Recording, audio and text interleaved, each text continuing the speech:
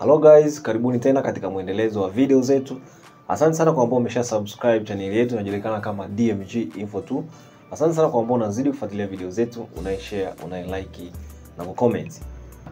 Leo nimekusogezea video ambayo tutaenda kuangalia namna bora kabisa ya kuweza kupunguza ukubwa wa faili la video bila kuathiri quality na ubora wa picha.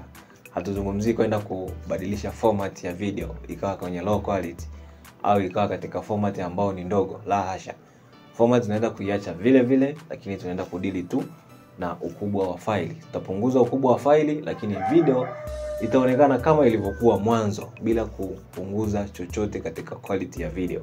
Na hili ni somo mahususi sana kwa watu ambao ni filmmaker, music video, videography, wanaofanya kazi zote zinazohusiana na video, ma creator, YouTubers, na hii itawasaidia wao kushare content zao katika platform mbalimbali bila kutumia MB nyingi.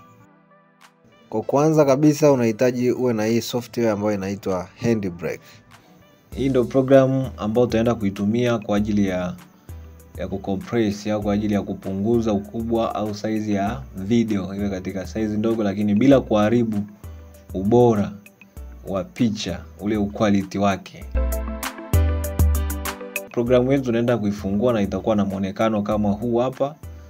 Hapa katika hii box nakwambia ndipo sehemu ambayo utaenda kutupia ile video yako au kudrag ile video yako na kuiachilia hapo. Kwa hiyo kwa video ambayo tumeiandaa kama mfano, tuende tukaiangalie katika kompyuta yetu.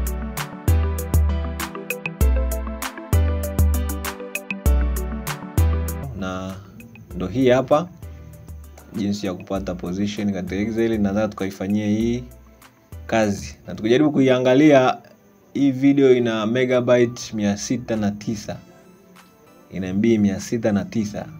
Na hii ndio itakuwa mfano wetu, tutaenda kuiangalia jinsi ambavyo tunaweza i-compress, jinsi ambavyo tunaweza ipunguza ukubwa wake.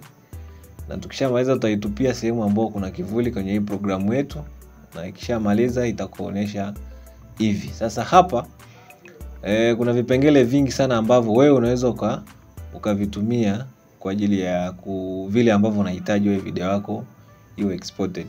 So hapa kipengele cha kwanza hii ni summary. Kwanza pale juu kabisa kuna sehemu ya title.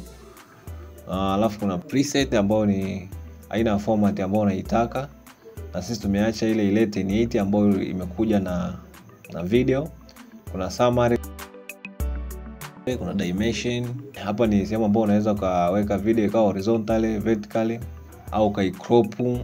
Pia sehemu ambayo unaweza ukaset resolution ya video. Lakini sehemu ya filter pia ni sehemu ambayo unaweza ifilter video yako vile ambavyo unahitaji wewe. So ukija kwenye sehemu ya filter kuna setting kama hizo. Sehemu ya video unachagua ni video gani unataka kuexport. Sana sana sisi ambao tunatumia MP4 utaencode video katika hii H.264, ndio ambao watu wanaitumia katika MP4.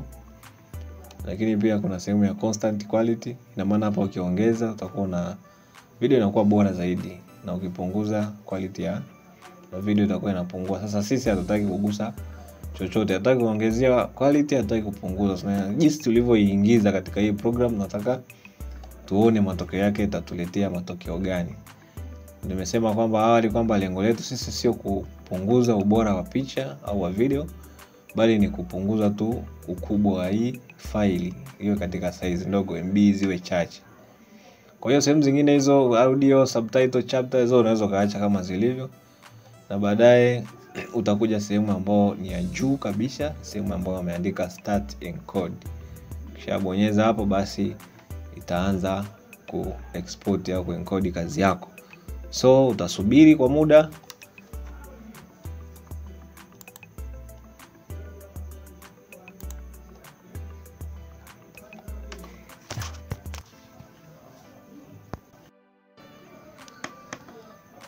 Na hapo inakwambia imemaliza. Na sasa tunataka tukaangalie lile faili ambayo limekuwa compressed, au ile video ambayo tumeipunguzia nafasi. Je, inaenda kuwa na MB ngapi Maana mwanzo tuliona kwamba ina MB 609 megabyte 609. So tutaenda kwenye sehemu ya video, ndio sehemu ambayo tumechagua sisi kazi yetu itokee, na tukijaribu kuangalia file letu limekuwa compressed hadi MB 54.9 megabyte 54.9 kutoka kwenye MB 609. Unaweza kuona kwamba ni mabadiliko makubwa sana. Na kujaribu kuplay video yetu inaonekana ni HD kabisa kama ilivyokuwa.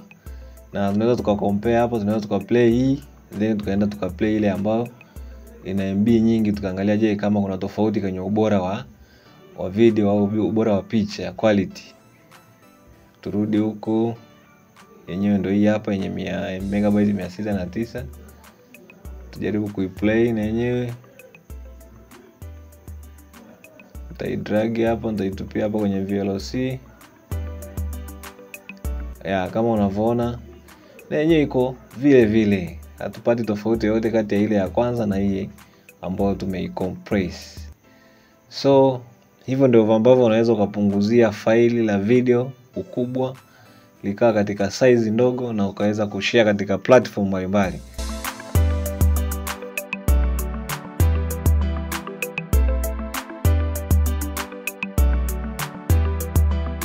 Asante sana kwa ambao tulikuwa wote tangu tulipoanza, na naamini utakuwa umejifunza jambo. Na kama ni mara yako ya kwanza hapa, basi usiache kusubscribe channel yetu, inajulikana kama DMG Info 2. So hadi wakati mwingine, kwaherini.